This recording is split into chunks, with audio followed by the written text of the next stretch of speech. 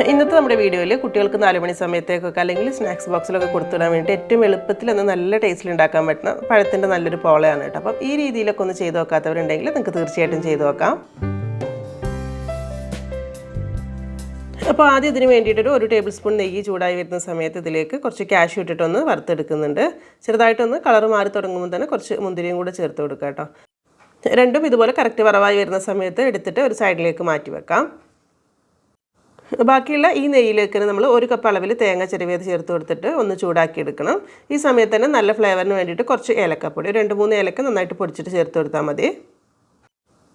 തേങ്ങ നന്നായിട്ട് ചൂടായി വന്നതിന് ശേഷം ഇതിലേക്ക് മധുരത്തിന് വേണ്ടിയിട്ട് ഒരു 3-4 ടേബിൾ സ്പൂൺ പഞ്ചസാര കൂടെ ചേർത്തിട്ട് നല്ലോണം മിക്സാക്കി എടുക്കുക.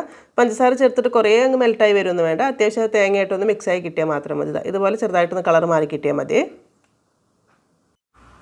ലാസ്റ്റ് ഇതിലേക്ക് നമ്മൾ വറുത്ത് മാറ്റി വെച്ചിട്ടുള്ള കാഷ്യൂ മുന്തിരിയും കൂടെ ചേർത്തിട്ട് മിക്സാക്കി എടുക്കുക കേട്ടോ. കാഷ്യൂ മുന്തിരിയൊക്കെ കുറച്ച് കൂടുതലുണ്ടെങ്കിൽ നല്ലത് തന്നെയായിരിക്കും. അപ്പോൾ ഇതാണ് നമ്മുടെ തേങ്ങാ കൂട്ട് മിക്സ്. അതൊന്ന് സൈഡിലേക്ക് മാറ്റി വെക്കാം. ഇനി അത്യാവശ്യം വലിയ 2 നേന്ത്രപ്പഴമാണ് എടുക്കുന്നത്. നന്നായിട്ട് പഴുത്തിട്ടുള്ള പഴം തന്നെ എടുക്കണം. അപ്പോൾ പഴം എടുക്കുന്ന സമയത്ത് കുറച്ച് കറുത്ത് കളറൊക്കെ മാറി തുടങ്ങുന്നതാണെങ്കിൽ ഏറ്റവും നല്ലത് കേട്ടോ. പഴുപ്പ് കുറഞ്ഞ പഴം എടുക്കാത്ത തന്നെയാണ് നല്ലത്, കാരണം അതിൻ്റെ ഒരു കറ ടേസ്റ്റ് ഇങ്ങനെ മുന്നിലേക്ക് വരും കേട്ടോ. അപ്പോൾ അത് പ്രത്യേകം ശ്രദ്ധിക്കുക.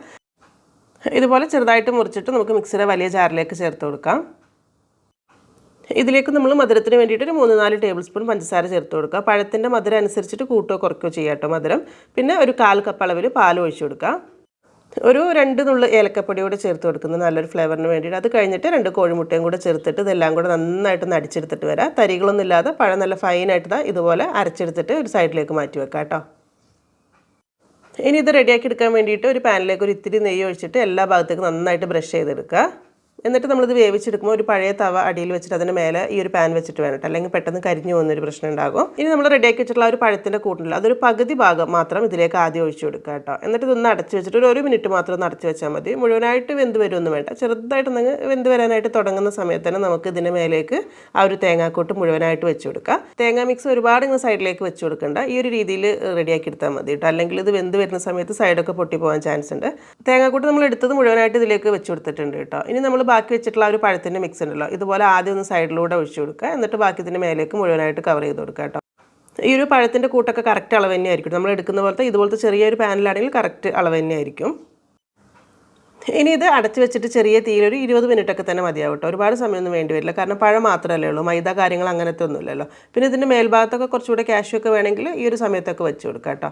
അങ്ങനെ ഒരു 20 മിനിറ്റ് കഴിഞ്ഞ് നോക്കുന്ന സമയത്ത് ഇതുപോലെ ഒരു സ്ക്വയറായിട്ട് വെച്ചിട്ടൊന്ന് കുത്തി നോക്കണേ, നടുഭാഗം വെന്തിട്ടുണ്ടോ ഇല്ലേ എന്നുള്ളത്. പഴത്തിൻ്റെ മിക്സ് ഉണ്ടെങ്കിൽ മാത്രം കുറച്ച് സമയം കൂടെ വെച്ച് കൊടുത്താൽ മതി. പക്ഷേ ഇപ്പോൾ കറക്റ്റായിട്ട് വെന്ത് വന്നിട്ടുണ്ട്. എന്നിട്ട് ഇതിൻ്റെ മേലേക്ക് കുറച്ചുകൂടെ നെയ്യ് ബ്രഷ് ചെയ്ത് കൊടുക്കുന്നുണ്ട് കേട്ടോ. പഴവും നെയ്യും കൂടി ആകുമ്പോൾ കുറച്ചുകൂടെ നല്ലൊരു ടേസ്റ്റ് ഉണ്ടാവുമല്ലോ. അത് കഴിഞ്ഞിട്ട് നമ്മൾ ഇതിൻ്റെ സൈഡ് ഇതുപോലെ ഒന്ന് വിടിയിച്ചെടുത്തിട്ട് വേറൊരു പാനിലേക്ക് ഒന്ന് കമിഴ്ത്തി ഇട്ട് കൊടുത്തിട്ട് ഒരു 2 മിനിറ്റ് ചെറിയ തീയിലൊന്ന് വെച്ച് കൊടുത്താൽ മതി.